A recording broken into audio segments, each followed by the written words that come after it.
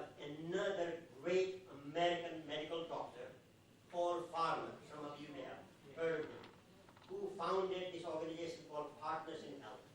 And for those of you who do not know about him, he is a global leader in public health. He started his work in Haiti. And I can commend to you a beautiful book by Tracy Kidder named Mountain Beyond Mountain that describes the life and work of Paul Farmer. He is today the Deputy Special Representative of the Secretary General of the United Nations for Haiti. The Special Representative is Bill Clinton. And I must say, Dr. Allen, you are following in that prestigious, glorious footsteps, and congratulations to you. Dear friends, let me also say that tonight I'm particularly happy to see quite a few of our Nepalese American community members here. You know, it's not very usual for Nepalese to attend a non-Nepal related event. But I suppose it is a sign of maturity and assimilation of the Nepalese in the American society here in Austin, that they are here part of us as part of a global solidarity for development, which is what inspires so many of our results, volunteers, and supporters. Speaking about the results, you saw that small video clip showing what this organization is and what it does. I have had the good fortune to be involved with results from the very beginning, 34 years ago, when it was established.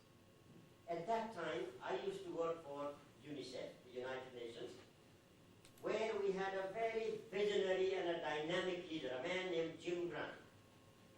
He forged an amazing partnership with the founder of Results, a man, some of you may have met, Sam Daly Harris. A brilliant man, very full of ideas. The two of them forged a unique partnership that more senators, more congressmen, more public officials to encourage the Obama administration to support this contribution for Gavi. Now, President Obama and USAID are already very committed to ending all preventable child deaths by 2035.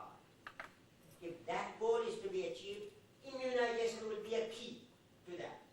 Because out of the 17,000 children who die today, every day, about 5,000 of them die because of diseases against which we have vaccines. So if we were to provide these vaccines to all the children who need it, we could save a quarter of those deaths, of the total deaths of children. And if the US were to provide that kind of support, it would send a very powerful signal to other donors, other countries also to support these activities. Now, when I talk about so much about trying to get the US to support Gavi, some of you might think, is this guy a lobbyist for Gavi? No, I'm not a lobbyist for Gavi. I have no vested interest in supporting Gavi, but I would say as a development professional from a developing country, I can tell you that technically sound and well-funded vaccination programs are among the best investments we can make in public health and in human development in general. Now, I say this not as a theory, but from my own practical experience working with UNICEF over many years. I have seen this with my own eyes. And let me share with you, I was born in a small village up in the mountains of Nepal, like I'm sure some of our Nepali colleagues here were. My village, as I grew up, had no school, no health post, no telephone, no electricity, no drinking water supply.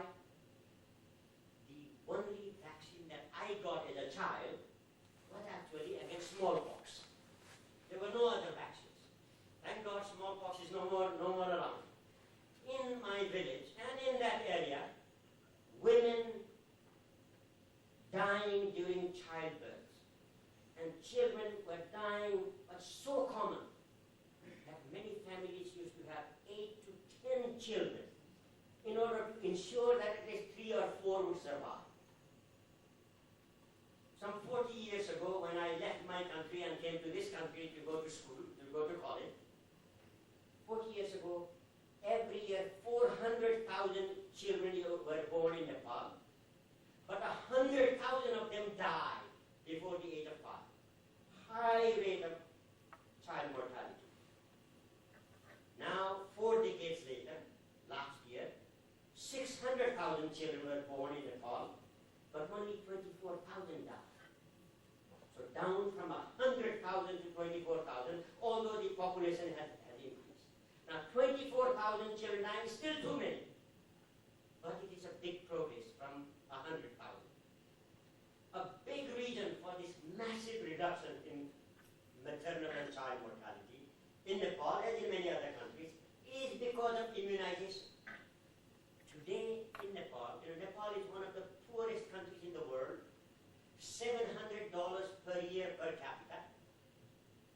But childhood immunization rates today in Nepal are about the same as in Texas and as in America. Almost 90% coverage of the basic childhood vaccines.